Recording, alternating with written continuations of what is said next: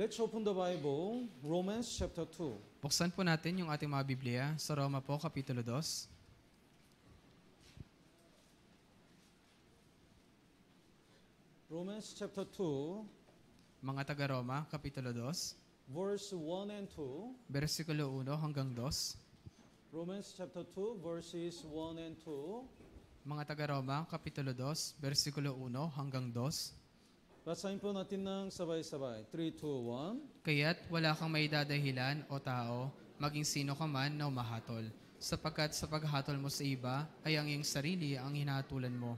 Sapagkat ikaw na umahatol, ay gumagawa rin ng gayong mga bagay. Subalit, nalalaman natin na ang hatol ng Diyos sa kanila na nagsisigawa ng gayong mga bagay ay ayon sa katotohanan. And verse 11. Let's read it together. 3, 2, 1. Sapagkat ang Diyos ay hindi nagtatangi ng mga tao. Yes. So every Sunday, we have been learning the Romans chapter by chapter. Kaya nito pong mga darating po na linggo, ating pag-aaralan po ng per kapitulo, ito pong aklat ng Roma. So book of Romans is talking about the people can get the salvation only by the faith. Kaya dito po sa aklat mo ng taga-Roma, dito po itinuturo po na yung mga tao ay magkakaroon lamang po ng kaligtasan sa pamagitan po ng pananampalataya. And it's also talking about our Christian life after salvation. At binabanggit rin po dito yung atin pong buhay Kristyano pagkatapos po nating maligtas. And in Romans chapter 1, it's talking about the sin of the Gentiles. At sa Roma po, Kapitulo 1, dito po binabanggit po yung kasalanan ng mga hintil. Even though God gave them the many tools to find God, they didn't use that heart or didn't look at the creatures to find God. Kahit marami na pong ginamit yung Diyos sa mga bagay para mahanap po yung Diyos, pero yung mga hintil hindi po nila ito ginamit para hanapin po yung tunay na Diyos. Instead of getting salvation, they commit the sin. Sa halip na makuha nila yung tunay na kaligtasan, sila po'y gumawa na lang ng kasalanan. They worship idol and they commit the sexual sins. Sumasamba po sila sa mga Diyos-Diyosan at gumagawa po sila ng mga sexual na kasalanan. But in order to get salvation, they need the faith. Pero para sila ay maligtas, kailangan po nila ng pananampalataya. Then the Romans chapter 1 verse 17 says, from faith to faith. At sinasabi po sa Roma, Kapitulo 1, versikulo 17, So we need the faith to get salvation. kailangan po natin pananampalataya para maligtas. And since we get salvation, we need also faith to live according to will of God. At mula nung tayo naligtas, kailangan din natin ng pananampalataya para mabuhay alinsunod sa kalooban ng Diyos. In chapter 2, is talking about the sin of Jewish people. Sa Roma naman, Kapitulo 2, dito po binabanggit po yung kasalanan ng mga Hudyo. The Jewish people were so proud of as God's chosen people. Yung mga Hudyo po, talagang sila po yung mapagmalaki sapagkat sila daw po yung piniling bayan ng Diyos. That's why even though they don't get salvation, they believe they will go to heaven. Kaya nga kahit hindi daw po sila maligtas, naniniwala sila na mapupunta daw po sila ng langit. And they judge the unsaved, the Gentiles. At kanila pong hinusgahan yung mga hintil. But they also committed so many sins and they don't get salvation. Pero sila din po mismo yung gumagawa ng kasalanan at hindi po mga ligtas. That's why the Romans chapter 2 says, even Jewish people, if they don't get salvation and reject Jesus Christ, they will go to hell. Kaya nga sinasabi po sa Roma Kapitulo 2, kahit yung mga Hudyo, kung hindi po sila maligtas at magkaroon ng pananampalataya, hindi po sila maliligtas. So today, we're gonna learn the lesson through the Romans chapter 2. Kaya ngayon, ating pag-aaralan yung mga aral dito po sa Roma Kapitulo 2. Let's look at the Romans chapter 2, verse 1. Tingnan po natin yung Roma Kapitulo 2, versikulo 1. Chapter 2 is talking to Jewish people. Kaya yung Kapitulo 2, kinakausap po nito yung mga Hudyo. The verse 1, therefore, you are inexcusable. Sabi po dito, ang iyong sarili ang hinahatulan mo. And whoever you are who judge it, for in whatever you judge it another, you condemned yourself. Sapagkat ikaw na umahatol, ay gumagawa rin ng gayong mga bagay.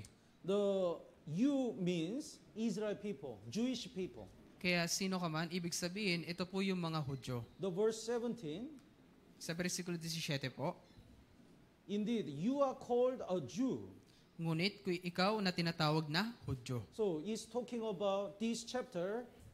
In this chapter, God scolded the Jewish people. Kaya sa kapitulo po na ito ng Roma, pinapagalitan po ng Diyos yung mga Hudyo. The Jewish people thought they'll go to heaven. Kasi iniisip po ng mga Hudyo na sila po ay makakapunta ng langit. That's why they despise the Gentile people. Kaya nga kanilang hinahamak yung mga hintil. They don't keep the law. Hindi nila sinusunod yung batas. They don't have the circumcision. At wala rin silang pagtutuli. But we are God's chosen people. Pero kami yung piniling bayan ng Diyos. So because of that pride, spiritual pride, they believe they can go to heaven. Kaya dahil sa pagmamataas na yun, sa spiritual na pagmamataas na yun, kaya sila po ay pinagalitan. The verse 17, Sa versikulo 17 po, the rest of the law, so they think they are keeping the law.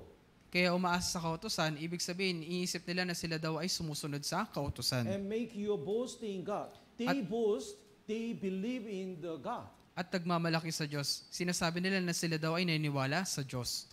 So they are very proud as God's chosen people. Kaya talagang sila po ay mapagmalaki na sila daw po yung piniling bayan ng Diyos. But the chapter 2 says, do Jewish people keep the law? Pero sinasabi po sa Roma Kapitulo 2, yung mga Hudyo ba, sinusunod din ba nila yung kautusan? Even though they judge it, the Gentiles, they don't keep the law. They also, the Jewish people, don't keep the law either. Kahit hinusga nila yung mga hindi sumusunod sa kautusan, pero mismo mga Hudyo, hindi rin sila sumusunod sa kautusan. The verse 21, Sa versikulo 21 po, would you read? ikaw nga na nagtuturo sa iba, hindi mo ba tuturuan ang iyong sarili? Ikaw na nangangaral sa tao na huwag magnakaw. Nagnanakaw ka ba? They said, don't steal, you must not steal. Sinasabi po nila, huwag ka magnakaw. But they also steal. Pero sila din po yung nagnanakaw. And they said, don't commit sexual sin. Sinasabi nila, huwag kayong gumawa ng sexual na kasalanan. But they also committed sexual sin. Pero sila din po yung nangangalunya. The verse 22, Sa versikulo 22 po, would you read? ikaw na nagsasabing huwag mangalunya, nangangalunya ka ba? Ikaw na nasusuklam sa mga Diyos-Diyosan, ninanakawan mo ba ang mga templo? So even though they boast that they are keeping the law, they also break all the law. Kahit pinagmamalaki po nila na sinusunod daw po nila yung mga kautusan, pero sila po mismo ay lumalabag sa mga kautusan. The verse 23, Sa versikulo 23 po, basahin po natin ng sabay-sabay. 3, 2, 1. ikaw na nagmamalaki dahil sa kautusan, nilalapastangan mo ba ang Diyos pamagitan ng paglabag sa kautusan? Yes. Even though they blame the Gentiles and they don't keep the law, they also didn't keep the law. Kaya kahit po kanila pong hinuhusgahan yung mga hintil at sila po mismo hindi sumusunod, sila rin po talaga yung mismo yung hindi po sumusunod sa kautusan. That's why through their behavior, their life, God was blamed. Kaya nga sa pamagitan po ng kanilang pamumuhay, yung Diyos po ay nalalapastangan. The verse 24, would you read? Sa versikulo 24 po, sapagkat ang pangalan ng Diyos ay nalalait sa mga hintil dahil sa inyo, gaya ng nasusulat. And another reason why they believe they can go to heaven and they are very proud is because of the circumcision. At yung isa pa pong dahilan kung bakit sila naniniwala na sila daw po ay makakapunta ng langit at sila po ay sumusunod, nagmamalaki sa Diyos na pinilimbayan sila dahil po sa pagtutuli. The verse 25, basahin po natin ng sabay-sabay. 3, 2, 1. Sapagkat tunay na may kabuluhan ang pagtutuli kung tinutupad mo ang kautusan. Ngunit kung ikaw ay sumusuway sa kautusan, ang iyong pagtutuli ay nagiging di pagtutuli. Here is the circumcision. Kaya nandito po yung pagtutuli. In Genesis chapter 19, when the Abraham get the promise of God to have the son, God commanded him to do the circumcision to all the men. Doon po sa Genesis po, Kapitulo 19, nung si Abraham po ay nakatanggap po siya ng pangako ng Diyos na siya po ay magkakaroon ng anak, doon po inutos sa kanya ng Diyos na kailangan po nilang tuliin yung lahat po ng mga tao. So circumcision means the separation. Kaya yung pagtutuli po, ibig sabihin po nito, pagkahiwalay. That's the sign, that's the mark of the Israel people. Yun po yung tanda ng mga Israelita. So during the Second World War, in order to find the Jewish people, the German soldiers checked if these men do the circumcision or not. Kaya nung ikalawang digmaang pangdaigdig, yung mga Hermanong sundalo po, kanilang tinitingnan po yung mga Hudyo kung sila ba ay tuli o hindi. So Israel people have the circumcision, that's their pride.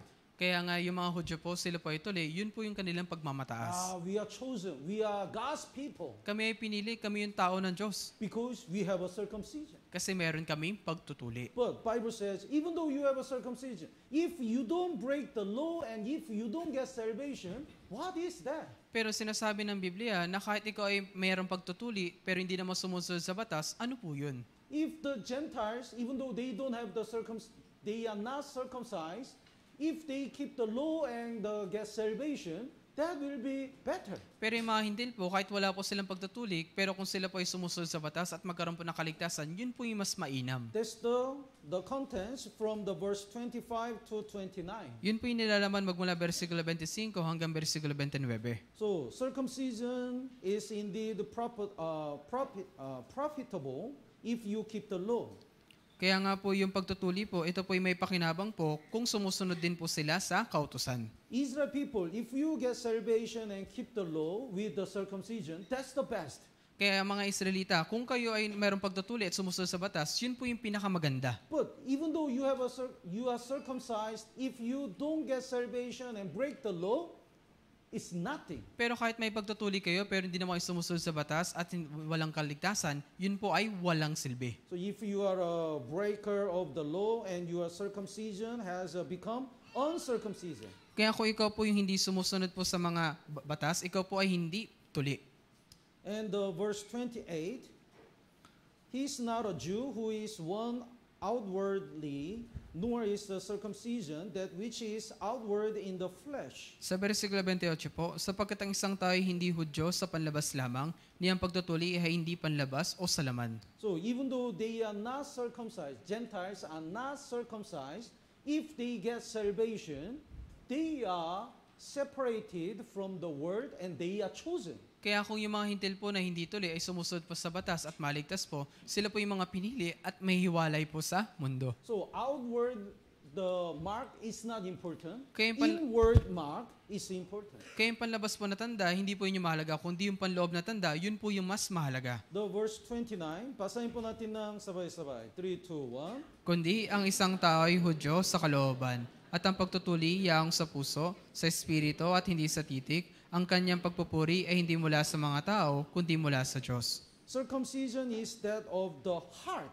Kaya yung pagtutuli po, yaong sa puso. When we get salvation, Holy Spirit comes in us. Nung tayo po ay naligtas, yung banal na Espiritu Santo ay pumasok na po sa That's atin. why automatically, God separated saved people from the unsaved people. Kaya automatiko, yung mga ligtas po na tao ay nahiwalay na sa mga hindi ligtas na tao. That's the real circumcision. Yun po yung tunay na pagtutuli. So even though the Jewish people are circumcised, when they reject Jesus Christ and they don't get salvation, they are not real Jewish people. They are not God's people. Kaya kahit yung mga Hudyo po na tuli, kung kanila pong tatanggihan si Jesus at hindi po maligtas, hindi po sila tunay na mga Hudyo. It's exactly happening even these days. Kaya ito po eksaktong nangyayari sa panahon po natin ngayon. So many people proud. They are very proud of the outward appearance. Marami pong tao ang talagang nagmamalaki sa kanilang panlabas po na anyo. I have been attending church for 40 years. Ako, umaattend ako sa church sa loob ng 40 taon.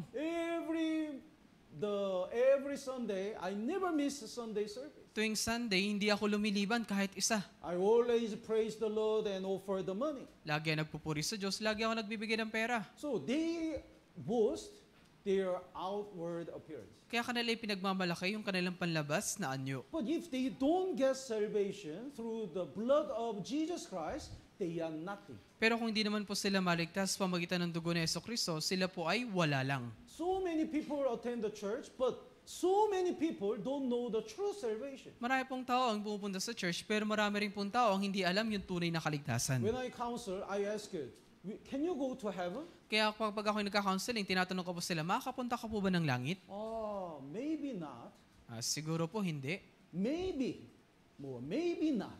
Siguro They don't po. have assurance. Siguro po o siguro hindi. Wala po silang kasiguraduhan. Because they don't know what Jesus had done for them. Kasi hindi po nila alam kung ano yung ginawa ni Jesus para sa kanila. When Jesus died on the cross, He said, tapos na, natupad na. Nung namatay po si Jesus doon sa krus, sinabi po niya, tapos na, natupad na. It means Jesus paid the penalty of our past, present, the future sins. Ibig sabihin, binayaran ni Jesus yung kabayaran ng ating mga kasalanan mula dati, ngayon hanggang sa hinarap nating kasalanan. Even though we don't do anything, freely Jesus redeem all our sins. Kahit wala po tayong anumang ginawa ng libre, pinatawad po tayo ni Jesus sa ating mga kasalanan. That's why only one thing to get salvation is believing what Jesus had done for us. Kaya ngayon tanging paraan lang para maligtas ay sampalatayanan kung ano ba yung ginawa ni Jesus para sa atin. But so many people, even though they attend the church, they don't know true salvation. Walang hanggang katubusan and libreng kaligtasan. Pero marami pong tao, kahit dumadalo po sila sa church, hindi po nila alam yung walang hanggang katapusan at libreng kaligtasan. That's why they boast their own work.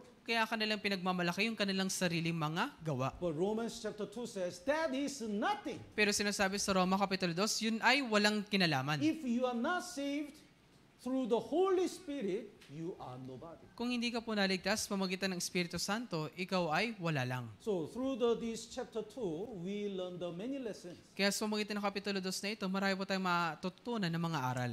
The first, the chapter 2, verse 2, Una po yung Kapitulo 2, versikulo 2. basahin po natin ng sabay-sabay. 3, 2, 1. Subalit nalalaman natin na ang hatol ng Diyos sa kanila na nagsisigawa ng magayong mga bagay ay ayon sa katotohanan. So the judgment of God is according to the truth. Kaya yung hatol po ng Diyos ay ayon sa katotohanan. So God doesn't look at the appearance. Kaya yung Diyos po hindi siya tumitingin sa palabas sa anyo. God is not affected by the other things. Kaya yung Diyos po hindi po siya naapektuhan na iba pong mga bagay. Exactly according to the law, exactly according to the truth, the word of God, God will judge people. Eksakto po ayon sa kautusan, eksakto po ayon sa salita po ng Diyos, dun niya po hatulan yung mga tao. So here is a very righteous judge, Kaya nandito po yung talagang pinakamatuwid na hukom, and here is an unfair judge. at nandito naman yung hindi patas na hukom. To unfair judge, his family are caught because of some sin. Sa hindi po patas sa hukom, yung kanyang pamilya po ay sinampahan ng kaso. And they said, "Hey, Father, it's me. I'm your son." At kailangan sabihin, Tay, ako po ito, anak mo po ako. Then if he is not unfair, he said, "Okay, you are my son. You are my family. Kaya nga dahil hindi po siya patas, No guilty." kanya sasabihin, dahil anak ko kayo, dahil pamilya kayo, wala kayong sala. It's not fair. Hindi po yun patas. He's a really righteous judge. Ito naman yung matuwid na hukom. The wife and his family were caught because of sin. Kaya yung kanyang asawa at kanyang pamilya ay nasampahan ng kaso dahil sa isang kasalanan. If he is fair, he doesn't care. Kung siya po ay patas, wala po siyang pakialam. I'm your son. Anak mo po ako. I'm your wife. Asawa mo ako. No, you are sinner. Hindi, makasalanan ka. That's justice. Yun po yung katarungan. So God will judge people and everything exactly according to the truth. Kaya nga yung Diyos po, kanyang hatulan yung lahat ng mga tao, eksakto po ayon sa katotohanan. That's why no matter what people say, if God says it's wrong, it's wrong. Kaya ano man sabihin po ng tao, pag sinabi ng Diyos na mali, mali po yun. So after we have many students, right? Kaya marami po tayo ditong estudyante, di ba? After test, the students discuss, what's the answer of this question? Di ba pagkatapos po na exam, nag-uusap yung mga estudyante, ano bang sagot sa tanong na to? So many students says, the answer is number 3. Maraming estudyante nagsabi, yung tamang sagot dyan, number 3. So they believe the answer is number 3. Naniwala naman sila na number 3 daw yung tama. But teacher comes and says, answer is number 1. Pero dumating ka na lang guro at sinabi yung tamang sagot ay yung number 1. Then no matter how many students agreed, the answer is number 3, it doesn't matter. Number 1 is the answer. Kahit ilang estudyante pa po yung sumang-ayon na number 3 daw po yung tamang sagot, pero kapag sinabi ng guro na yung number 1 yung tama, yun lang po yung tama. These days, so many people attend the church. Sa panahon po natin ngayon, maraming mga tao yung pupunta sa church. And they have their own way to go to heaven. At meron po silang sarili nilang paraan paano sila makakapunta ng langit. I accept Jesus as my personal Savior. Tinanggap ko naman po si Jesus bilang personal ko na tagapagligtas. I always attend the church and help poor people. Lagi po ako pumunta sa church at tumutulong po sa mahihirap na tao. But God says that is not the way to get salvation. Pero ang sasabihin ng Diyos, hindi yan yung paraan ng kaligtasan. God says, only by the blood of Jesus Christ, we can be forgiven. Ang sasabihin ng Diyos, tangis pamagitan lang ng dugo ni Jesucristo, dun po tayo maliligtas. Then there is no other way. At wala na pong ibang paraan. The Bible is called the canon, canon. Kaya ang tawag po sa Biblia ay canon. C-A-N-O-N, canon. It means the ruler, the measurement. Kaya ibig sabihin po nung canon, pamantayan po. So it means think about here. How long is it? Kaya gaano po ito kahaba? 30 centimeter? 30 sentimetro? 40? O 40? Or 32? O 32? Until we measure, we don't know. Hanggang hindi po natin ito nasukat, hindi po natin ito malalaman. So many people say, this is right, this is wrong. Kaya maraming tao ganito sa ito yung tama, ito yung mali. But the standard is canon, the Bible. Pero yung pamantayan po, yung canon, yung Biblia. So according to the truth, God will check everything. Kaya ayon sa katotohanan, susuriin po ng Diyos ang lahat po. Let's look at the Luke chapter 8. Tingnan po natin sa Lucas po, Kapitulo 8. Please bookmark in the Romans chapter 2. We will come back again and again. Pakiusa po, lagi niyo po namanda yung Roma, Kapitulo 2, kasi babalikan po natin ito na paulit-ulit. Luke chapter 8. Lucas po, Kapitulo 8. Luke chapter 8, verse 52. Lucas po, Kapitulo 8, versikulo 52. At the time, the Jairus' daughter, the ruler of synagogue, the Jairus' daughter died. Kaya sa panahon po na yon, si Jairus po yung namumuno po sa sinagoga, namatay po yung kanyang anak. That's why he brought Jesus to his house. Kaya kanyang dinala si Jesus sa kanilang bahay. Then verse 2, Jesus said, "Do not weep. She is not dead, but sleeping." Kaya nga sinabi po sa 52, huwag kayong umiyak sapagkat siya hindi patay, kundi natutulog. Then at the time, the people left. At sa pagkakataon yung mga tao, tumawalan sila. The verse 53, basahin po natin ng sabay-sabay. 3, 2, 1. At kanilang pinagtawanan siya dahil ang alam nila'y patay na ang bata. Bible says, they ridiculed Jesus knowing that she was dead. They thought they know. At kanilang pinagtawanan siya dahil ang alam nila, kala nila, alam na nila. So they thought, we know she's already dead. Hindi. But Jesus doesn't know. Hindi, alam namin na patay na siya, pero si Jesus hindi niya alam. How can he say she's sleeping? Paano niya nasabi na siya ay natutulog? But who was right? Pero sino po yung tama? Not the people, but Jesus was right. Hindi po yung mga tao, kundi si Jesus po yung tama. So the verse 53, Kaya sa versikulo 53, 54 and 55, would you read? subalit paghawak niya sa kanyang kamay, siya'y tumawag at sinabi, "Bata, bumangon ka." Bumalik ang kanyang spirito at bumangon siya kaagad. Ipinagutos na Jesus na bigyan na makakain ang bata. So this girl didn't die. Kaya ito, She's just sleeping in the eyes of Jesus because Jesus will raise her up. kaya ito pong bata, sa paningin po ni Jesus ay hindi po patay, kundi natutulog lamang kasi siya po ay muling bubuhayin ni Jesus. So many people have their own ways and own thoughts. Kaya marami pong mga tao, meron silang sariling pamamaraan at pag-iisip. But only way, the right way is the Bible. Pero yung tanging daan lang, yung tamang daan lang, ito pong Biblia. That's why if we don't get salvation according to the truth, Bible, we cannot go to heaven. Kaya kung hindi po tayo maliligtas ang ayon sa katotohanan ng dahil sa Biblia, hindi po tayo makakapunta ng langit. Let's look at the Isaiah chapter 8, verse 20. Tingnan po natin sa Isaías po, Kapitulo 8, versikulo 20. Isaiah chapter 8, verse 20. Isaías po, Kapitulo 8, versikulo 20.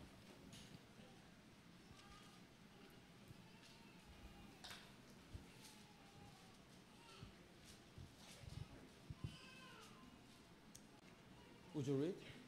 Sa kautusan at sa patotoo, kung hindi sila nagsasalita ng ayon sa salitang ito, ay sa dahilang wala silang umaga. Yes. When we stand before God, God will check our salvation. Kapag tumayo po tayo sa harapan ng Diyos, titingnan ng Diyos yung ating kaligtasan. And if they do not speak according to this word, if they don't get salvation according to the truth, they cannot see the light. It means they'll go to eternal hell. At kung hindi sila magsasalita ng ayon sa salitang ito po yung Biblia, ay sa dahilang wala silang umaga. Ibig sabihin, mapupunta po sila ng impyerno. But only when we get salvation, exactly according to the Bible, we go to heaven. Pero yung tanging paraan lang para tayo maligtas, ito po ay eksakto po na nakalagay sa Biblia. Doon po tayo makakapunta ng langit. So in Genesis chapter 4, Cain offered the fruit of the ground. Kaya dun po sa Genesis Kapitulo 4, inhandog po ni Cain yung mga bunga po ng lupa. He was so excited because he believed that God will accept his offering. Kaya talaga po siya hindi makapaghintay kasi umaasa po siya na tatanggapin po ng Diyos yung lahat ng kanyang mga handog. But actually, he tried to go to heaven by his effort and work. Pero sa katunayan, sinubukan niya makapunta na langit sa pamagitan ng sariling gawa at pagsusumikap. That's why God didn't accept his offering. Kaya nga hindi tinanggap ng Diyos yung kanyang handog. In Leviticus chapter 10, there is the Nadab and Abihu. Kaya dun po sa Levitico Kapitulo 10, nandun po si Nadab at si Abednego. And they offer the offering with the different fire. At kanilang inandog po yung apoy ng magkaibang apoy. That's why God killed them all. Kaya nga yung Diyos pinatay silang lahat. The different fire indicates the wrong doctrine, different word. Kaya iba po nga po, yung ibig sabihin po nito, ibang doktrina, ibang salita. So if we try to go to heaven, not according to the Bible, we will be judged. Kaya kung susubukan po natin na makapunta ng langit na hindi po ayon sa Biblia, tayo po ay makakatulan. Let's look at the Jeremiah. Kaya tingnan po natin sa Jeremias. Jeremiah chapter 23. Jeremias po, Kapitulo 23. Jeremiah chapter 23, verse 16. Jeremias po, Kapitulo 23, versikulo 16.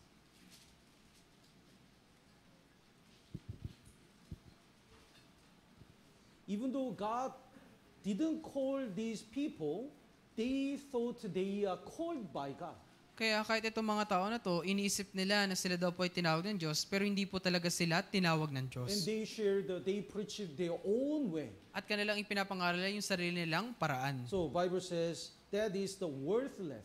Kaya sinasabi po ng Biblia, walang kabuluhan. And God says, don't listen to them. At sinasabi ng Diyos sa kanila, huwag kayong makinig sa kanila. The verse 16, basahin po natin ng sabay-sabay. 3, 2, 1. Ganito ang sabi ng Panginoon ng mga ukbo. Huwag ninyong pakinggan ang mga salita ng mga propeta na nagpapahayag sa inyo na kayo'y pinupuno ng mga walang kabuluhang pag-asa. Yes. Nila yung nagsasalita ng pangintain mula sa kanilang sariling isipan at hindi mula sa bibig ng Panginoon. That word didn't come from God. Kaya yung salita na yan ay hindi nanggaling sa Panginoon. It means that word is not truth. Ibig sabihin, yung salita na yan ay hindi katotohanan. That's why don't listen to them. Kaya huwag kayong makinig sa kanila. These days, we have so many churches. Kaya sa panahon natin ngayon, di ba, napakarami po mga church. But so many pastors and the priests. At napakarami rin po mga pastor at mga pari. When I listen their sermon, I really have a doubt. Which verse support their insist? Nung napakinggan ko po yung kanilang sermon, talagang ako po yung nagdududa, anong bersikulo yung sumusuporta sa kanilang ipinapangaral? And even though they quote to some verses, according to the context and the whole picture of the Bible, that is totally wrong. Kahit binabanggit po nila ilang bersikulo po, pero base po sa nilalaman at sa buo pong larawan nitong Biblia, yun po talaga ay mali. But they boldly share the message. Pero may katapangan nilang ipinapangaral yung mensahe. And so many people listen. At maraming taong nakikinig. I have a great compassion to them. Kaya ako po talaga ay labis na naaawa sa kanila. Let's look at the Jeremiah chapter 6. Tingnan po natin sa Jeremias po, Kapitulo 6. Jeremiah chapter 6, Jeremias po, Kapitulo 6, verse 14. versikulo 14.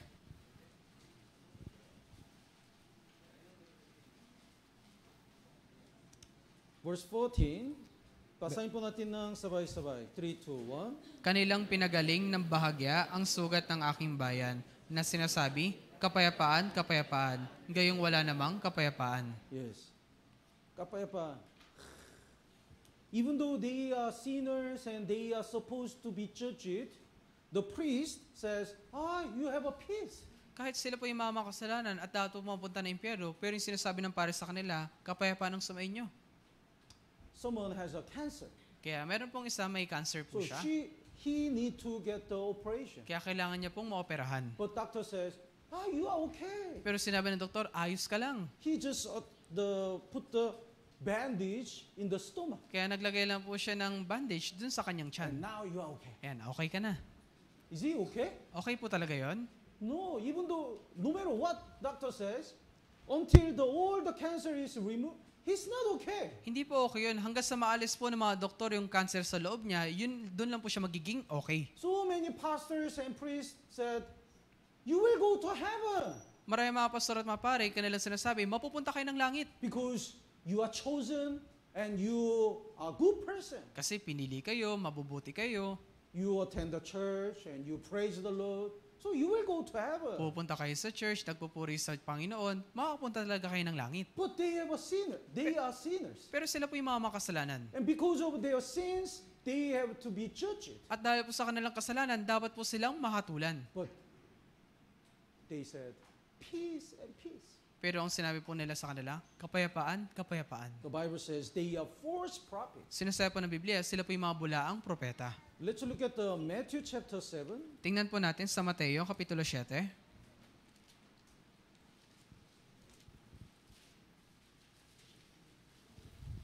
Matthew chapter 7, Mateo po, Kapitulo 7, verse 21. versikulo 21.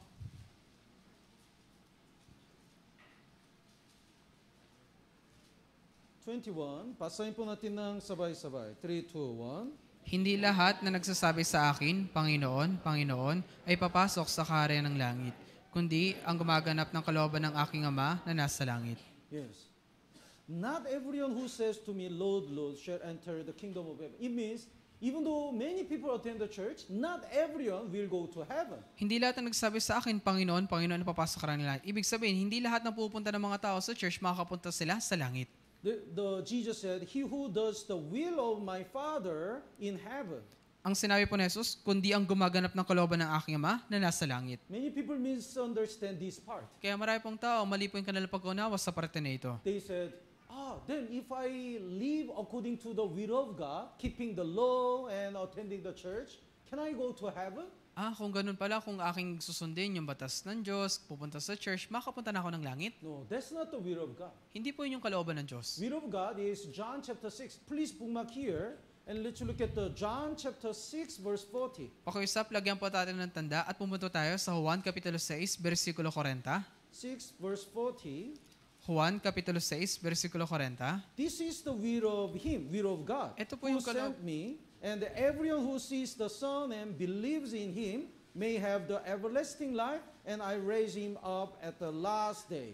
Sapagkat ito ang kalooban ng aking Ama, na ang bawat nakakita sa anak at sa kanyang sumampalataya ay magkaroon ng buhay na walang hanggan, at muli ko siyang bubuhayin sa huling araw.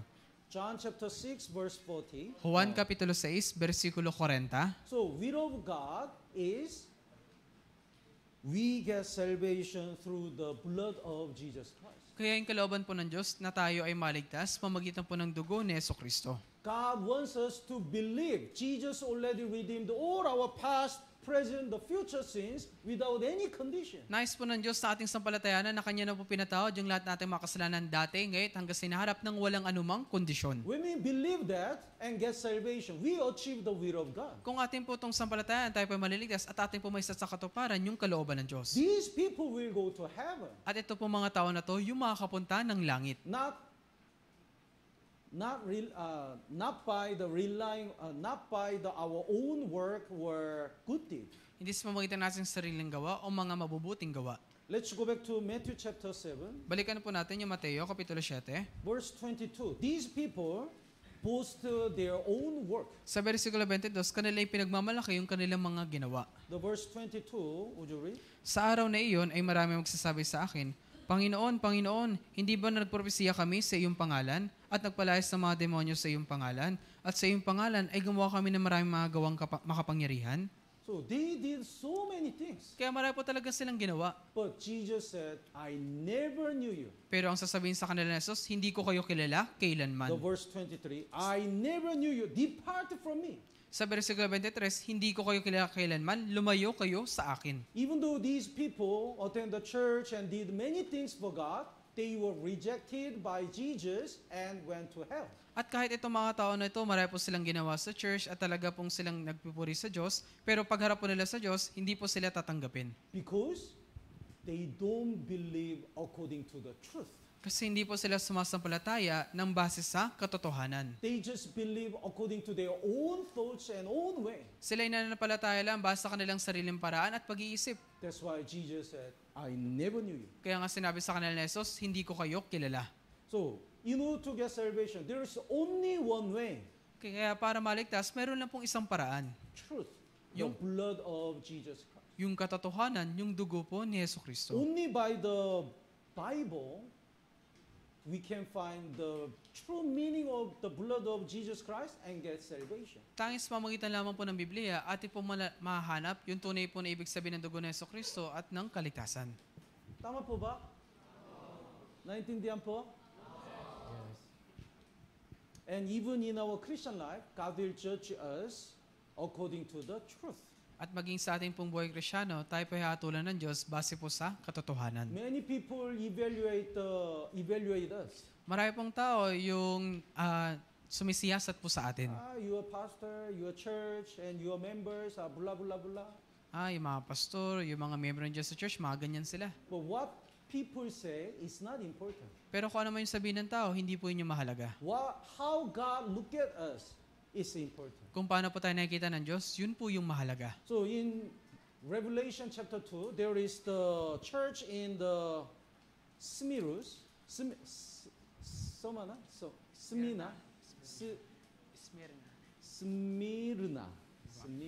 Kaya dun po sa Apokalipsis Kapitulo 2, nandun po yung iglesia ng Smyrna. They are really extremely poor. Kaya talaga pong sobrang hirap nila. But God said, you are rich. Pero sinabi sa kanila ng Diyos, kayo ay mayayaman. So what is right? They are poor or rich? Ano pong tama? Mahirap sila o mayaman?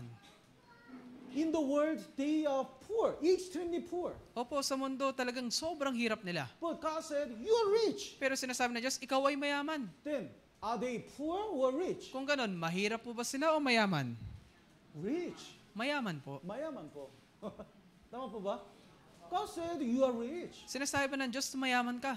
In the eyes of the world, they don't have money or they have so many difficulties. Sa mata ng mundo, wala silang pera at marami silang kahirapan. But God says, you are rich. Pero sinabi ng Diyos, ikaw ay mayaman. Because spiritually, they are so blessed. Kasi spiritually, talagang sila po ay pinagpala. And also, when they go to heaven, eternal reward, great reward was waiting for them. At kapag sila nakapunta na ng langit, yung walang hanggang gantimpala ay naghihintay na po para sa kanila. But in Revelation chapter 3, there is the church of Laodicea. Pero dito po sa Apokalipsis Kapitulo 3, nandito po yung iglesia po ng Laodicea. And they said, I'm rich. Pero sinasabi nila, sila po ay mayaman. We have become wealthy. Talagang sila po ay talaga masagana. We have need of nothing. Wala kaming anumang kinakailangan. But God said, you are poor, blind, and naked. Pero sinasabi nila, ikaw ay kahabag-habag, maharlita. So in the eyes of the world, they are so rich and wealthy, but God said, you have nothing. Pero kahit sinasabi ng mundo na sila ay mayaman at masagana, pero sinasabi ng Diyos sa kanila, kayo ay walang anuman. God is right. Kaya yun Diyos po yung tama. God's evaluation is true. Yung pagsusuri po ng Diyos ay yung sinasabi ng Diyos, yun po yung katotohanan. Let's look at the 2 Corinthians. Tingnan po natin sa 2 Korinto. 2 Corinthians chapter 6. 2 Korinto po, Kapitulo 6.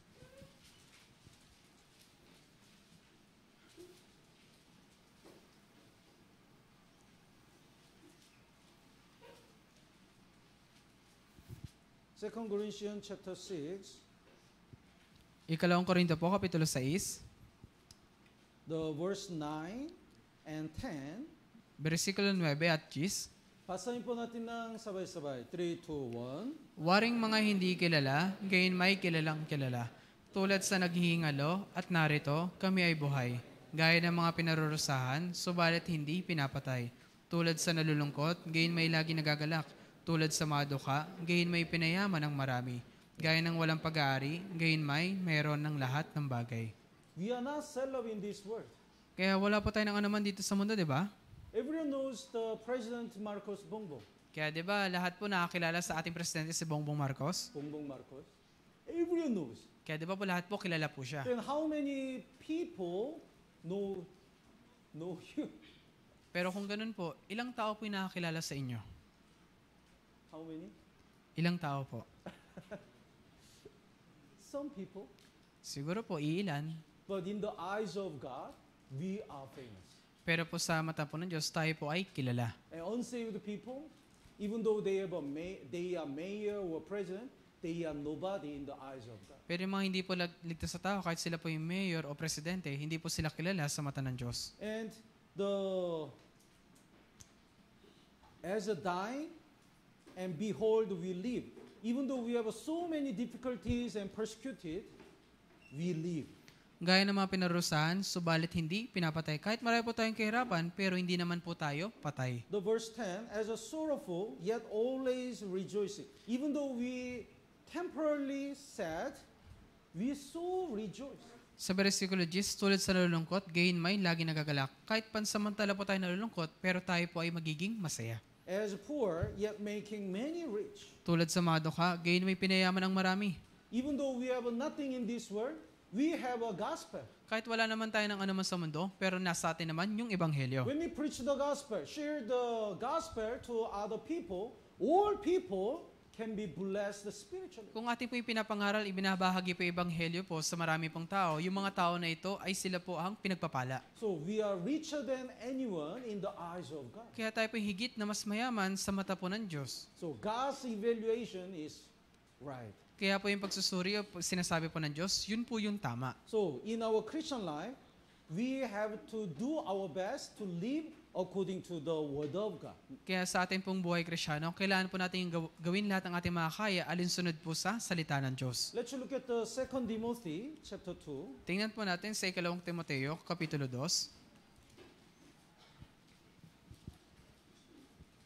2 Timothy chapter 2, verse 5. 2 Timoteo, Kapitulo 2, versikulo 5. 2 Timothy chapter 2, verse 5.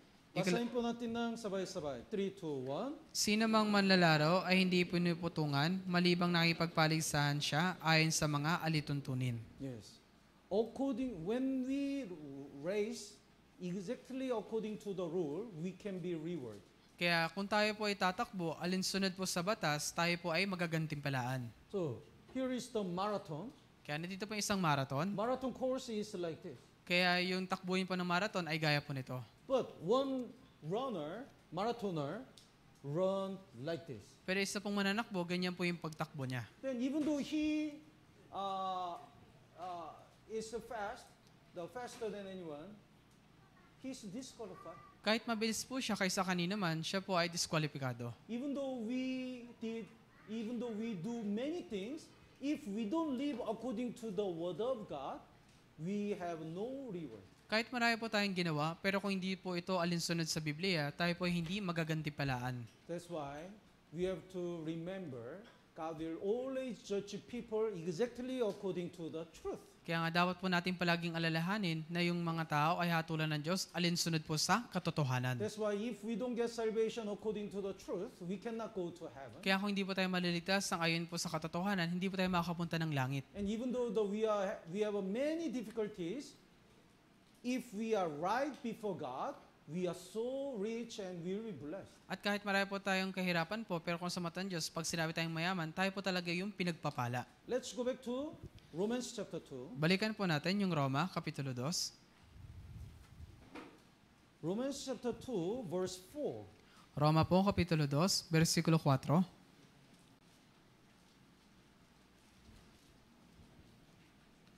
Basahin po natin ng sabay-sabay. 3, 2, 1. O hinahamak mo ang mga kayamanan ng kanyang kabutihan, pagtitiis at pagtitiyaga na hindi mo nababatid na ang kabutihan ng Diyos ang umakay sa iyo sa pagsisisi. Even though the Israel people rejected Jesus Christ and killed Jesus, God always tried to guide them to to get salvation. Kahit yung mga Israelita po kanilang tinanggihan at pinatay si Jesus, pero lagi po silang ginagabayan ng Diyos na maligtas. So, but they still reject Jesus. Pero patuloy nilang tinatanggihan si Jesus. So, the Bible says, the last part, not knowing that the goodness of God leads you to repentance. Kaya sa huling parte, hindi mo nababatid na ang kabutihan ng Diyos ang umakay sa iyo sa pagsisisi. This is another lesson. God is guider.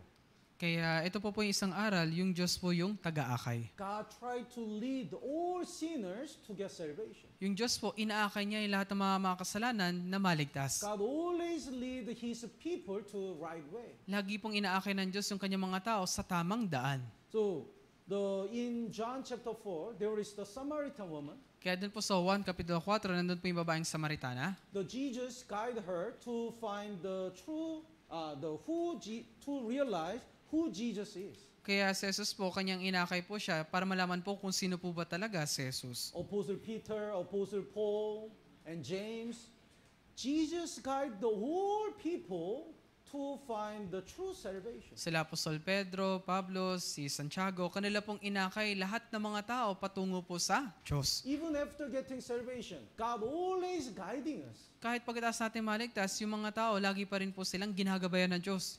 When I get salvation, I realize God's guidance. Nung ako po inaligtas, aking po nanawaan yung pag-akay po sa akin ng Diyos. I got salvation September 3rd on 2000. Kaya ako po inaligtas nung September 3, 2000. Before I got salvation, I really curious how to be forgiven. Bago po ako maligtas, talagang ako po ay nagtataka o hinahanap ko kung paano ba ako mapapatawad. Because I already knew that I'm a terrible sinner. Kasi alam ko po na ako isa ng terribling makasalanan. So I attend the church and prayed a lot. Kaya umaattend po ako sa church at nanalangin ng marami. But I couldn't get the answer. Pero wala po ako namang matanggap na sagot. That's why I stopped everything. Kaya itinigil ko na po yung lahat.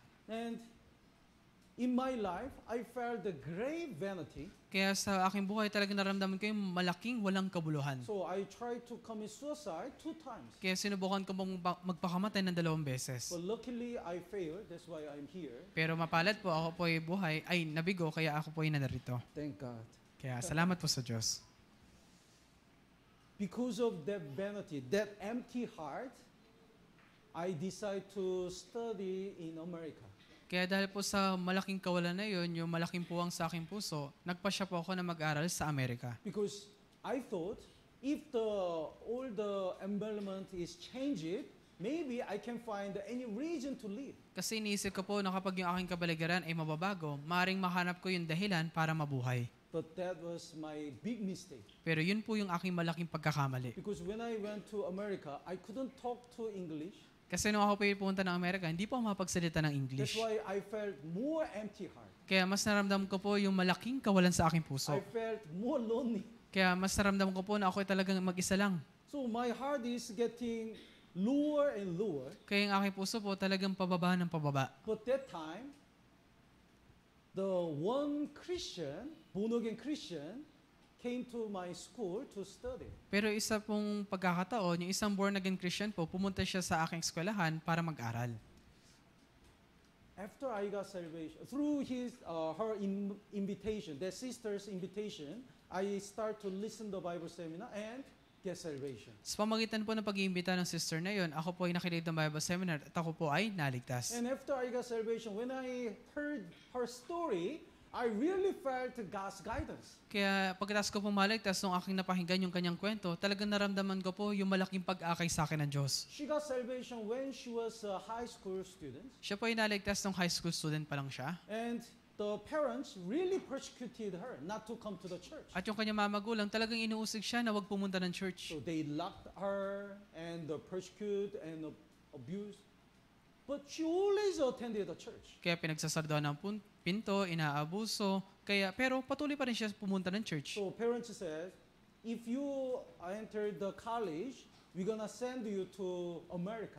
Kaya sinabi ng kanyang mamagulang, kapag ikaw ipapasok na ng kolehiyo, aming ikipapadala sa Amerika. Not to come to this church. Para hindi ka na makapunta sa church na ito. So she become college student. Kaya naging college student na po siya. And the parents prepare everything to send her to America. At yung kanyang mamagulang hinandahin lahat para ipadala siya dun sa Amerika. So she searched our church in America. Kaya hinanap niya rin yung church po natin sa Amerika. That time, we have some churches in America, Kasi not many. Kasi sa pagkakataon na yun, meron na po tayong ilang church po dun sa Amerika. Maybe Chicago, New York. Then, the mother found that there is our church. At yung kanyang nanay po natagpuan na meron pala tayong church doon. You have church even in America? Kahit sa Amerika, meron pala kayong church. Let's see the list. Tingnan nga natin yung listahan. When she checked, the Virginia has no our church. We don't have the church in Virginia. Kaya nung kanya po nakita yung Virginia, nakita niya po na wala pa po tayo dong church. That time, I was studying in Virginia. At sa pagkakataon na yun, ako po yung nag-aaral dun po sa That's Virginia. why she went to Virginia Tech. Kaya nga siya po ay napunta dun sa Virginia. She thought, why God sent me here? Kaya inisip niya, bakit ba ako pinadala ng Diyos dito? What's the will of God? Ano ba yung kalooban ng Diyos? But when I got salvation, she confessed that maybe you are the reason why God sent me here. Nung ako po ay naligtas, kanya pong inamin na maaring ikaw yung dahilan kung bakit ako pinadala ng Diyos dito. In the night, when I got salvation, I praise the Lord and pray to God. Thank God. Thank God. Kaya nung kinagabihan, ako po talaga nanalangin sa Diyos at nagpuri sa Diyos. Maraming salamat Diyos, maraming salamat po Diyos. You guided me and you guide this sister to share this true salvation. Inakay mo itong sister na ito para malaman ko po yung tunay na kaligtasan. Everyone is guided by God. Kaya bawat isa po sa atin dito ay inaakay po ng Diyos. Whenever I listen the brothers and sisters salvation testimony, it's like a movie. Kaya sa tuwing aking mapapahinggan yung patuto ng kaligtasan ng mga brothers and sisters, para ba itong isang pelikula? Amazingly, God guided each one's life to get the salvation. Kasi nakamanghang bagay po, inakay po ng Diyos sa lahat ng buhay po natin patungo po sa kaligtasan. Nobody can deny God's guidance when we get salvation. Wala po makakapagtanggi na yung kaligtasan po natin ay sa pamamagitan ng pag-akay ng Diyos. Even after we get salvation, God always leads us to abide in the church and grow up. At pagkatapos po natin maligtas, palagi po tayong inaakay ng Diyos na manatili po sa church at lumago po para sa Diyos. Let's look at the Genesis chapter 2. Tingnan po natin sa Genesis po, Kapitulo 2. Genesis chapter 2, verse 7. Genesis po, Kapitulo 2, versikulo 7. It's the shadow, Genesis chapter 2 is the shadow of the being saved and how to live our Christian life, how God guide us after we get salvation. Kaya ito pong Genesis Kapitulo 2 ay kumakatawan po sa maligtas at kung paano po tayo ginagabayan ng Diyos pagkatapos po na maligtas. Verse 7, Versikulo 7 po. would you read? At nilalang ng Panginoong Diyos ang tao mula sa lubok ng lupa at hiningahan ang mga butas ng kanyang ilong ng hininga ng buhay at ang tao ay naging buhay na kaluluwa. So until God give the breath of life, it's the dead body. Kaya hanggang sa ibinigay po ng Diyos yung hininga ng buhay, yung ating katawan ay patay pa rin. So when we get salvation, we have a Holy Spirit and connected with God, we are alive. Kaya nung tayo po ay naligtas, pumasok po sa Espiritu Santo at tayo po ay nagkaroon ng connection sa Diyos, tayo po ay nabuhay. So it indicates the salvation. Kaya ito po yung kumakatawan sa ating kaligtasan. And after we get salvation, God guide us to abide in the church. At pagdating sa ating maligtas, tayo po inaakay ng Diyos na manatili po sa church. So verse 15, Sa versikulo 15 the po, Lord God took the man and put him in the Garden of Eden. kinuha ng Panginoong Diyos ang lalaki at inilagay sa halamanan ng Eden. Garden of Eden is the shadow of the church. Ito pong halamanan ng Eden ay anino po ng church. And when we abide in the church, God uses to achieve His will. At kapag tayo nanatili sa church, tayo po ginagamit ng Diyos para may sakatuparan yung kanyang kalooban. God give us the ministry. Ibinibigay po ng Diyos yung kanya pong mga gawain. So verse 19, Kaya sa versikulo 19,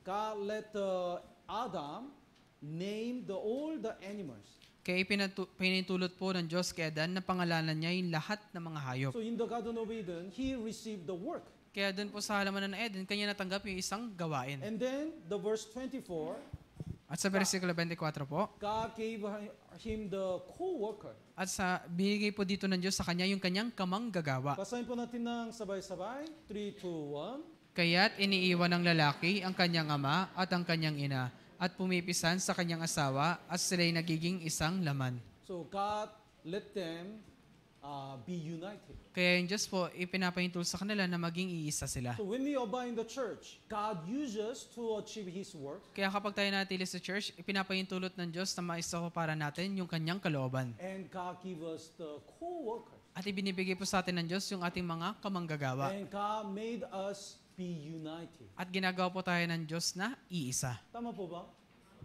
In the last week, when we conduct a cell group Bible seminar, every night I can see the pictures, and I can see the unity of the brothers and sisters. Kaya na nakaraang gabi, nung meron po tayong cell group Bible seminar, kapag sinasend po yung picture, akin po nakikita kung paano po nagkakaisa yung mga brothers and sisters. We have a newly saved brothers and sisters. Kaya meron po tayong mga bagong naligtas na mga brothers and sisters. What do you think? Jesus forgave only our sin or all people's sin? Ano pong sa palagay ninyo, yung kasalanan ba natin na patawad ni Jesus o maging lahat ng mga tao na panatawad na? Yes, lahat. What about our family? Paano naman yung ating pamilya? What about our neighbors and friends? Yung mga kapitbahay natin, mga kaibigan. They are already forgiven, but they still don't know. Sila po ay napatawad na rin, pero hindi po nila alam. So we have a great, great responsibility of delivering this message to save them. Kaya meron po tayong napakalaking responsibilidad na atin pong ibahagi sa kanila. Ito pong mensahe ng kaligtasan. For this holy ministry, Kaya para po sa banal na gawain na ito, we have to be united. kailangan po nating magkaisa. We have to work together. Kailangan po nating kumilos magkakasama. So we are brothers and sisters and co-workers. Kaya tayo po yung mga brothers and sisters at mga magkakamanggagawa. Please look at each other Pakiusap, tingnan niyo po yung bawat isa. and say the mahal kita. Kaya pasabi po, mahal kita. Mahal kita. My brother, Mahal kita. my sister, Aking brother, aking sister, my co-worker, aking kamanggagawa, my helper. aking tagatulong. Tama na po. Okay, tama na po. So from the salvation to the church, God always leads us. Kaya mula nung sa kaligtasan hanggang sa church, lagi po tayong inaakay ng Diyos. Until we grow up, God always leads us. Hanggang sa lumago tayo, lagi po tayong inaakay ng Diyos. Let's look at the Psalm number 23. Tingnan po natin sa mga awit, Kapitulo 23.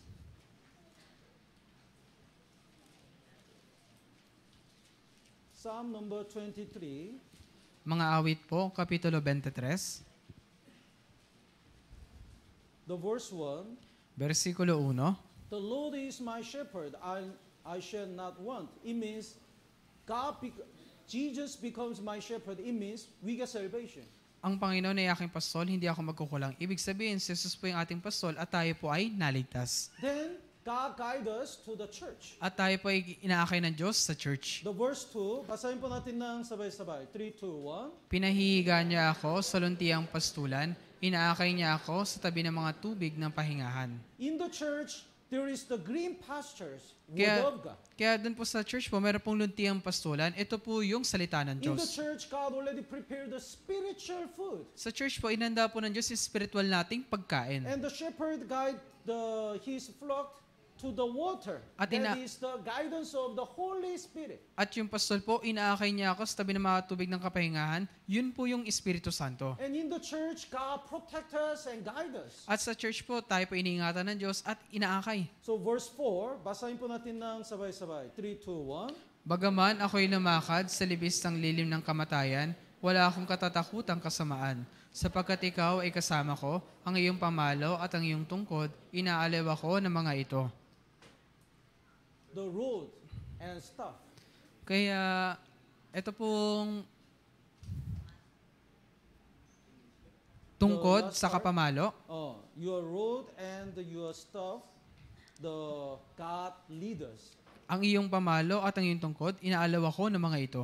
Load is like a stick. Kaya yung pamalo po ay gaya po ng isang patpat. So when the other animals attacked the flock of the shepherd through the road, he fight. Kaya kung mayroon pong ibang mga hayop na atakihin po, ito pong mga pastol, ito pong mga tupa na ito, kanya na po itong hampasin. So if the immoral sins entered in the church or the wrong doctrine, God fight against these enemies. Kaya kapag may immoral na kasalanan o maling doktrina na pumapasok sa church, yung Diyos po yung kumakalaban sa mga kaaway na ito. And the staff looks like the question mark. At ito pong tungkod ay hugis po question mark. So if the lamb goes to the wrong way, the shepherd use the staff to hook the neck. Don't go there. Okay. Kapag yung tupa po, pupunta po siya sa maling daan, yung pastol po, ginagamit niya po itong tungkod niya para akayin po siya sa tamang daan. Huwag ka dyan. Sometimes we look at the worldly things. Kaya kung minsan, tumitingin tayo sa makamundong bagay. What's the trend these days? Ano bang uso ngayon? Instagram, TikTok, YouTube. Then God hook Kaya kung ganun, Don't look at that. ikakawit po tayo ng Diyos. Huwag kang tumingin dyan. Don't go there. Huwag kang pumunta dyan. Then,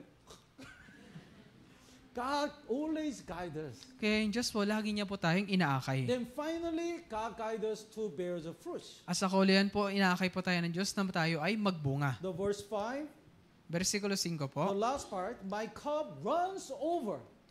iyong binuhusan ng langis ng aking, umaapaw ang aking saro. We will bear so many fruits. Kaya tayo po ay magbubunga ng napakarami. I hope we establish the many churches. Kaya umasa po ako na may tatayo po natin yung maraming churches. So this place will be so full, then we have to make each cell group independent. Kaya kapag ito pong lugar na ito ay napuno, kailangan po natin gawin yung kada cell group ay magkaroon ng kasarilan. Cell group 6 become the Antipolo church. Cell group 9 becomes the Kainta church. Makati church, Taguig church. Like that. Gaya po nun. I really hope we confess that my cup runs over. Kaya umasa po talaga ako na tayo magkakaroon ng patotoo na umaapaw ang aking saro. Until that day, God will guide us. Kaya hanggang sa araw na yun, patuloy po tayong inaakay ng Diyos. Until we go to heaven, God will lead us. Hanggang sa makapunta po tayo ng langit, lagi po tayong tutulungan ng Diyos. That's the verse 6. Yun po yung sa versikulo 6. Basahin po natin ng sabay-sabay. 3, 2, 1. Tiyak ng kabutihan at kaawan ay susunod sa akin sa lahat ng mga araw ng aking buhay. At ako'y maninirahan sa bahay ng Panginoon magpakailanman. Yes. So, until we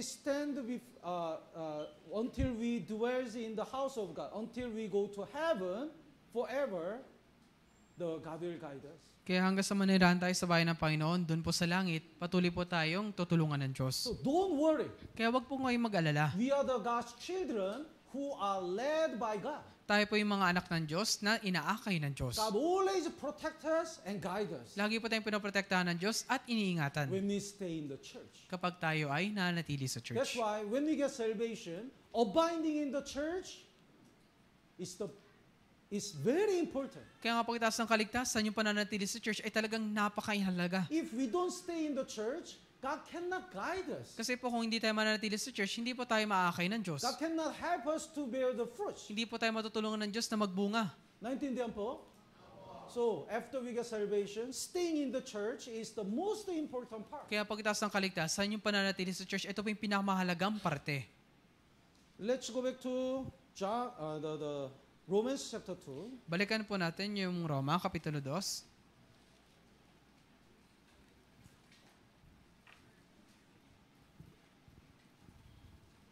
Romans chapter 2, Roma po, Kapitulo 2.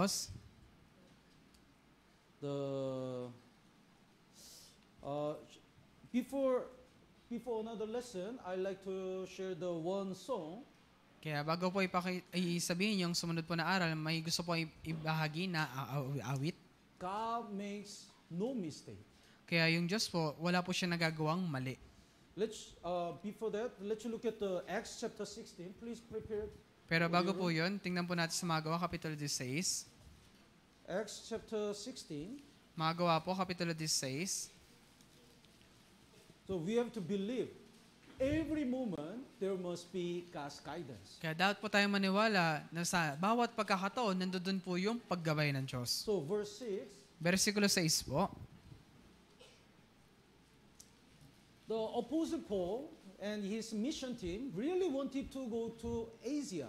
Kaya si Apostol Pablo kasama yung mga mission team, gusto po talaga nila pumunta doon sa Asia. But Holy Spirit stopped him, didn't allow. Pero yung Espiritu Santo, pinagbawalan po sila. So verse 6, would you read? At naglakbay sila sa lupain ng Phrygia at Galatia dahil pinagbawalan sila ng Espiritu Santo na ipinangaral ang salita ng Diyos. And verse 7, basahin po natin ng sabay-sabay. 3, 2, 1. Nang sila'y dumating sa tapat ng Misya, ay pinagsikapan nilang makapasok sa Bitinia, ngunit hindi sila pinintulutan ng Espiritu ni Jesus. The Spirit, Holy Spirit did not permit them. Kaya yung Espiritu Santo hindi sila pinintulutan. So, they couldn't go to Asia and the Holy Spirit led them to the Europe. Kaya hindi po sila pinaintulutan ng Espiritu Santo doon sa Asia, kundi ginabayan po sila patungo ng Europa. So they went to the Macedonia and they built up that time the Lydia got salvation, and that's the beginning of the Philippian church. Kaya pumunta po sila ng Macedonia at doon po si Lydia naligtas. Kaya doon po yung panimula ng iglesia ng Pilipos. The Philippian church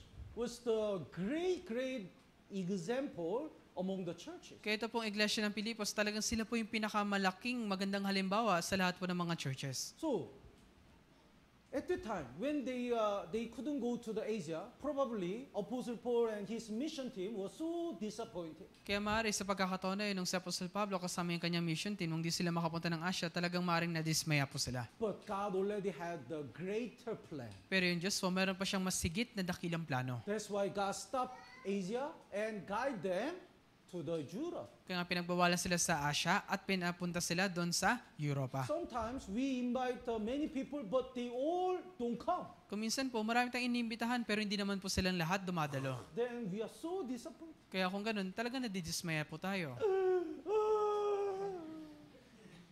We did our best to evangelize and we did our best to live for God, but sometimes we cannot see any result. Ginagawa natin lahat ng ating makakaya para mapag-evangelize. Ginagawa natin lahat ng ating makakaya para mabuhay pa sa Diyos. Pero hindi natin nakikita yung anumang resulta. Then we are so disappointed. Oh, Kaya kung ganun, nadidismaya po tayo. Pastor, why is it like that?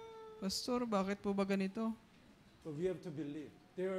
Even that moment, there must be God's guidance. Pero kailangan po natin maniwala na hanggang sa pagkakataon po na yun, nandun po yung paggabay ng We Diyos. don't know how God used our sacrifice. Hindi po natin alam kung paano gagamitin ng Diyos ang ating We don't pagsasakripisyo. know how God lead us to save more lost souls in the future. Hindi po natin alam kung paano tayo ginagabayan ng Diyos na makapagligtas pa ng maraming ligaw na kaluluwa sa hinaharap. That's why we just do our best in our every moment. Kaya gawin lang natin lahat ng ating makakaya sa bawat pagkakataon. And we prayed, Lord, please guide me. At tayo manalangin, Panginoon, tulungan mo ako. No matter what happens, please help me to believe there is your will. Ano mang mangyari, pakoy sa Panginoon, tulungan mo ako na mayroon ka pong kalooban. We have to believe God never ever make a mistake. Kailangan po nating malaman na kailanman yung Diyos hindi po siya nakagawa ng pagkakamali. Every moment is the best moment, and every guidance is the best guidance. Sa bawat pagkakataon, yun po yung pinamagandang pagkakataon. At sa bawat paggabay, yun po yung pinamagandang paggabay. Tama po ba?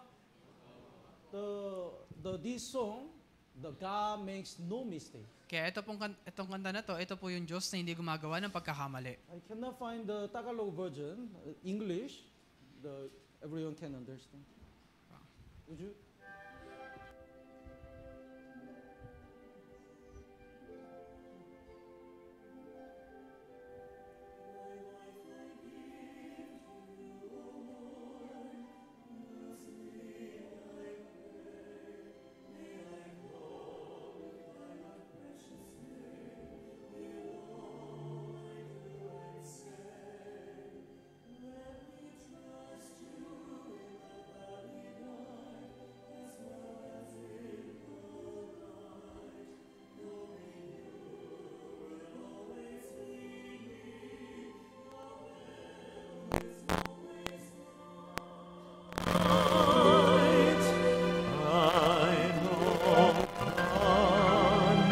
No mistakes, He leads in every path I take along the way that's leading me to home.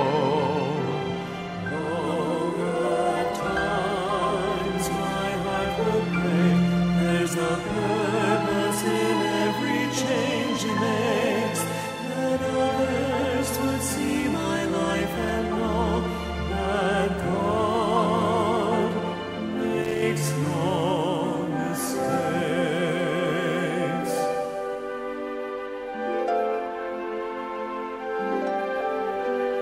And when someday in heaven above I see His dear face, may I then be counted faithful as a runner in this race.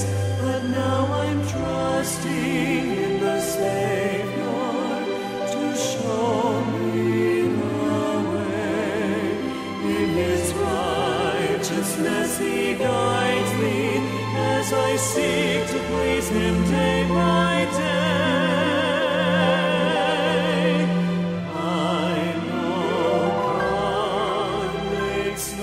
mistakes. He leads in every path I take. Along the way that's leading me to home. All at times my heart would break. There's a purpose in every change He makes. That others would see my life and know that God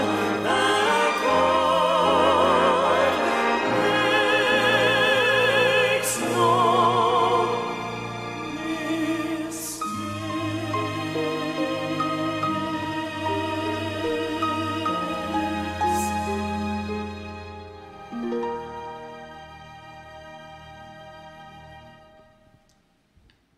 God makes no mistake. Kaya yung Diyos po, hindi po siya gumagawa ng mga pagkakamali. Shall we listen one more? Let's go back to Romans chapter 2. Balikan po natin yung mga taga-Roma, Kapitulo 2. Romans chapter 2, verse 6. Roma po, Kapitulo 2, versikulo 6. Basahin po natin ng sabay-sabay. 3, 2, 1. Kanyang gagantihan ang bawat tao ayon sa kanyang mga gawa. Exactly according to our work, God will reward. Kaya eksakto po kung ano po yung ating mga gagawin, yun po ay gagantipilaan ng Diyos. Not the appearance. Not by appearance. Hindi po sa pamamagitan ng panlabas na anyo, So verse 11, let's read it together. 3, 2, 1. sapagkat ang Diyos ay hindi nagtatangi ng mga tao. Yes. In the world, the rich man or famous man, the people praise them. Kaya sa mundo po, yung mayayaman na tao, yung mga sikat na tao, talagang pinupuri po sila. But in the eyes of God and in the church, those who live for God, try to do their best to live for God, they are praised. Pero sa mata po ng Diyos, yung mga tao nagsusumikap na gawin yung kalooban ng Diyos, sila po yung pinupuri ng Diyos. So in the world, the people say, He's rich, He's great. Kaya sa mundo po, sabi nila, mayaman siya, ayos yun. But in the church, we don't say that. Pero sa church po, hindi po natin yung sinasabi. He tried to live for God, even though many difficulties, He's great. Sinusubukan niyang gawin yung kalooban ng Diyos kahit maraming kahirapan, mabuti So, siya. God doesn't look at the appearance. Kaya yung Diyos po, hindi siya tumitingin sa panlabas na anyo. God look at our heart and our life. Tumitingin yung Diyos sa atin pong puso at buhay. So even though we have nothing in this world, if we live for God, we will be greatly rewarded in heaven. Kaya kahit nang wala tayong anuman dito sa mundo, pero kung tayo po ay gagawa ng kalooban ng Diyos, tayo po ay dakilang gagantimpalaan. So today we learn the lesson through the Romans chapter 2. Kaya ngayong araw po, atin po natutunan yung mga aral dito po sa Roma, Kapitulo 2. Jewish people despise the Gentiles because of their pride as God's chosen people. Yung mga Hudyo po, kanilang hinahamak yung mga Hintil kasi sila daw po yung pinilimbayan ng Diyos. But even though they also broke the law, Pero sila rin po yung lumalabag po sa kautusan. and they also even though they were circumcised, they are also sinners. At kahit sila po ay may pagtutulis, sila pa rin po yung mga makasalanan. So they also are sinners who need the Jesus Christ. Sila din po yung mga makasalanan na kailangan po sa Jesucristo. So today we learn the lesson. God judged everything according to the truth. Kaya ngayong araw po, atin natutunan yung aral na yung Diyos po, humahatol po siya na lahat ng mga tao ayon sa katotohanan. That's why if we don't get salvation according to the truth, we cannot go to heaven. Kaya kung hindi po tayo maliligtas ng ayon sa katotohanan, hindi po tayo makakapunta ng langit. And even in our Christian life, we have to live according to the Word of God. At maging sa ating buhay Kristyano, kailangan natin mabuhay alinsunod po sa salita ng Diyos. And God is the one who guides all people. At yung Diyos po, siya po yung umaakay sa lahat po ng mga tao. So when we believe His guidance, we can, no matter what happens, we really trust that there must be God's will. Kaya kung ating sasampalatayan yung kanyang pag-akay, ano mang mangyari, tayo po ay naniniwala na mayroong kalooban yung Diyos. And according to all our work, God will reward us. At base sa atin lahat ng mga ginawa, tayo po ay gagantipalaan ng Diyos. So let's do our best to save other people and do our best to live according to the will of God. Kaya higit pa po natin gawin yung ating makakaya para mapagligtas sa mga tao at gawin po yung kalooban ng Diyos. Tama po ba? Next month, we have a grand Bible seminar. Kaya sa susunod na buwan, na magkakaroon naman po tayo ng Grand Bible Seminar. I hope here is no space when we conduct a Bible seminar with our invitees. Kaya maasa po ako na ito pong lugar natin ay wala na pong espasyo kapag nag-conduct po tayo ng ating Grand Bible Seminar. Let's pray together. Tayo po lahat ay manalangin.